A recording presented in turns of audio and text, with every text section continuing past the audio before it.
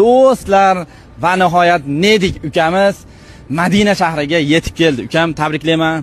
Rahmat aka. Assalomu alaykum do'stlar. Va nihoyat mana 125 kun deganda yetib keldim Madinaga, payg'ambarimizning ramzalariga. Do'stlar, hammalaringga salom aytyapman. Hammalaring shu yerlarga kelish nasib qilsin ota-onalaring bilan. Inshaalloh do'stlar. Chin dildan niyat qilinglar, havas qilinglar, Allohim beradi. Hech qachon qismaydi. Bu dunyoda hammaga beradi. Hamma qatori sizlarga ham, bizga ham bersin inshaalloh. Nima sabab bo'ldi shu Toshkentdan Madina Makka shahriga yurib ketishingizga? Nimadir turtki bo'ldimi? Nima bo'ldi? O'sha odamlar yozdi. Davay bosing dedi, keyin bu o'ylamagan narsa edi. Tavakkalchi qoldim. Yo'lda hammasi bo'lib ketyapti. Xo'p, obunachilar soni o'shanda nechta edi? Hozir nechta bo'ldi? Boshdami? Ha.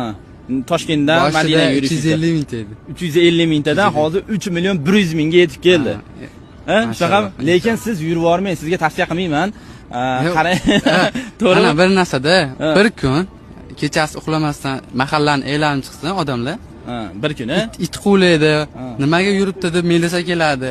Muammo, lekin men shuncha kun ko'chada, o'rmonda, hamma joyda qolib ketdim, chidadim-da. Endi ba'zi davlatlarda yarim kechasi mozorda oldi qolib ketdim-da. Juda qo'rqinchli, lekin men odamlar menga emotsiya berib turdi, shu menga foyda bo'yicha sizni qayerdadir sizga pichoqtirib nimalardir voqealar bo'lganmi? Nima bo'lgan? O'zingiz tushuntirib bering.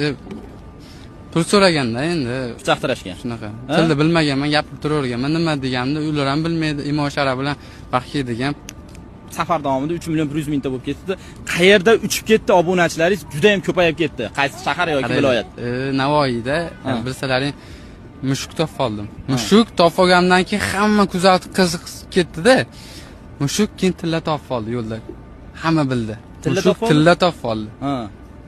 Butun O'zbekiston bildi, mushuk tilla topib oldi. O'shandan keyin aktiv, undan mushuk topib olishimdan oldin 300 mingta, 400 mingta ko'rardi prosmotrlar. Mushuk topildi, o'sha ishtida 2 million, 3 million chiqib ketdi. Qanaqadir Alloh sababchi bo'lar ekan, hamma narsaga o'zi burib qo'yar ekan. Niyatingiz yaxshimi? Hech narsadan qo'rqmang. Alloh sizni yaxshi yo'lga boshlaydi degan.